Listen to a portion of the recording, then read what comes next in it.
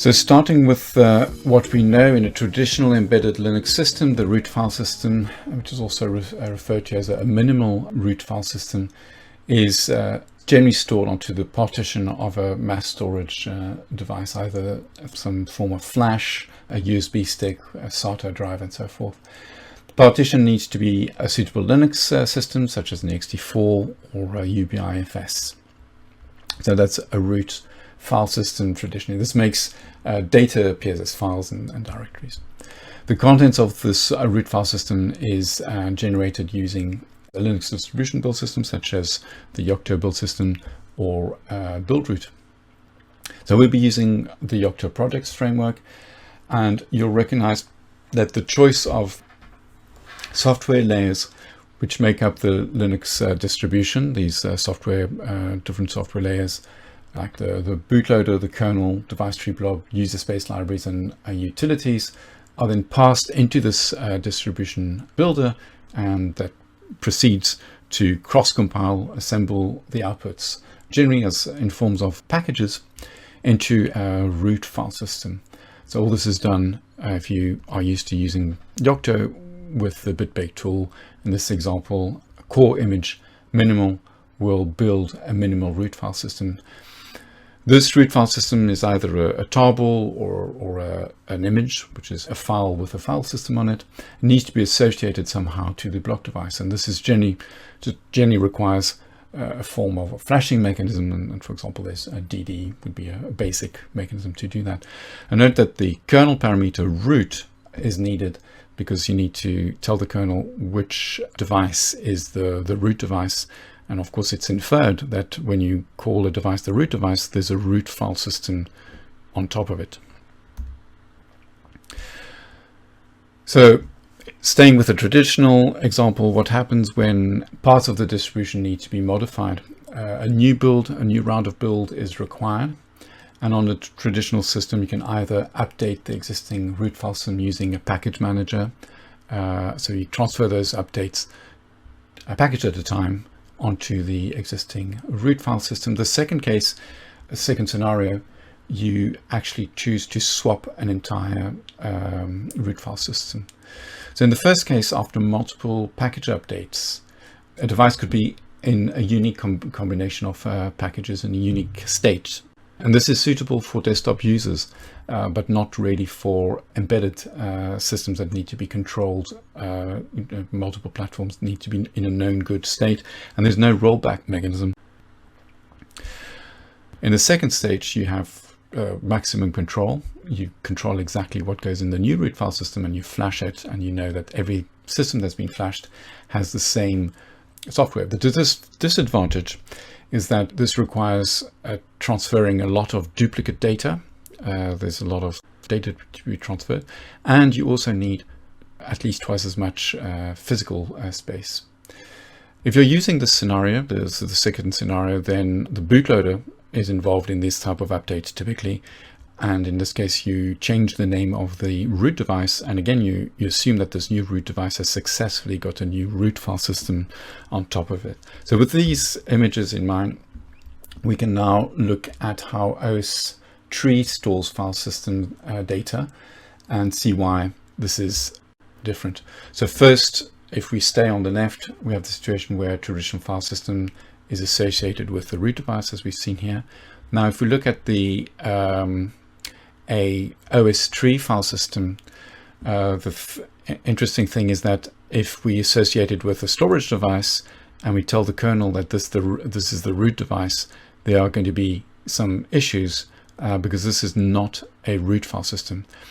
What happens is that inside an OS Tree file system, different root file systems are described here as rootfs trees.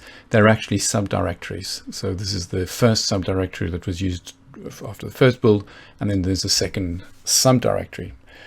So the main difference is that with OS Tree, you end up with a single storage device that can handle multiple file systems as data, but it's not a traditional boot. And this is something we need to resolve. Fortunately, there are no modifications required at a kernel level using this file system as an initial file system and then reaching the root file system data is done by an INITRAMFS, as we already described. So this is quickly, well, at a high level, describing what INITRAMFS would do. So we've got this file system, which is the OS Tree Filesystem that we saw previously. The different subdirectories here with rootfs trees. And we want to make transformations in such a way that when we choose this storage device, the root file system tree here is associated with that device. That has to be done with some manipulations in the INITRAMFS. And INITRAMFS, the first process is init as a script. And if you open up that script, you would see things that you can, effectively see what it's doing. So in this case, this init, which runs with process 1, will mount this file system. It will actually, because it's been associated with the storage device, it mounts the storage device on a sysroot directory. This is traditionally the directory.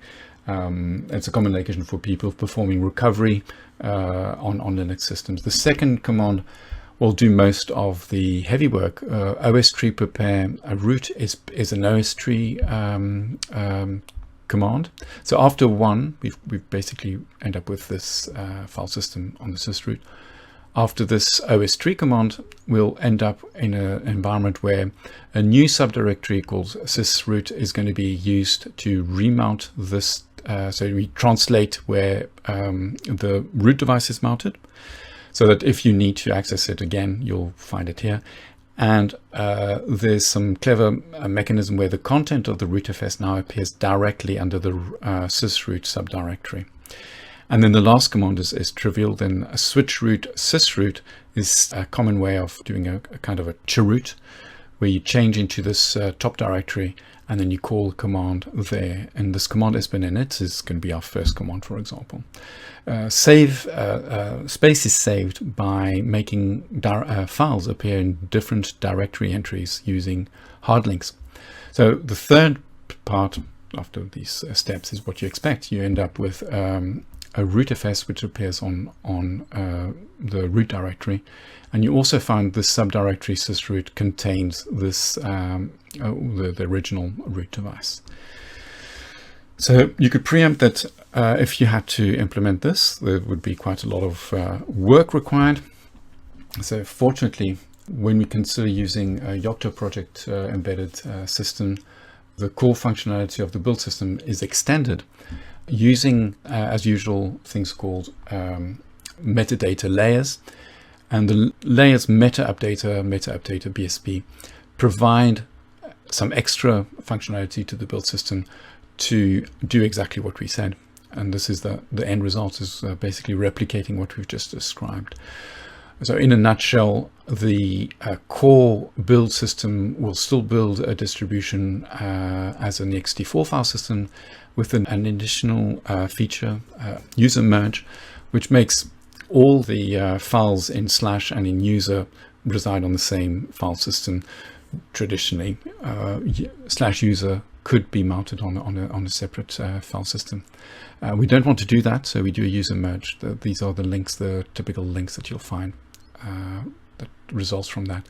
And then the other thing is this image, which is added by these layers. So this is all the orange things inside the build system correspond to OS Tree things. OS Tree will separate for you things that are read-write with your private data with things that need to be read-only. So home gets mounted on var, and typically var, if you look at the storage device, is not on the root file system tree. The root file system tree is going to be considered, the whole tree is read-only, and var here can be read-write. So I hope you appreciate the acrobatics. The other feature is that the bootloader needs to choose which root file system to use.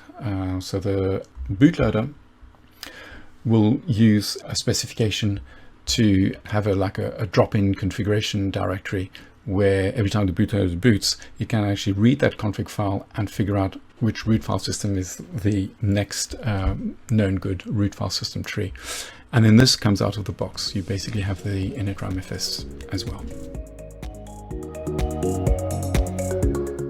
Doulos is a training company providing expertise and specialist training worldwide in all of the areas you can see on screen, from SoC design and verification, FPGA and hardware design, to embedded software and Python and deep learning. You can watch the rest of Adrian's webinar, OS Tree for embedded Linux distributions, whenever you want, by heading over to our website www.doulos.com/od and registering for free.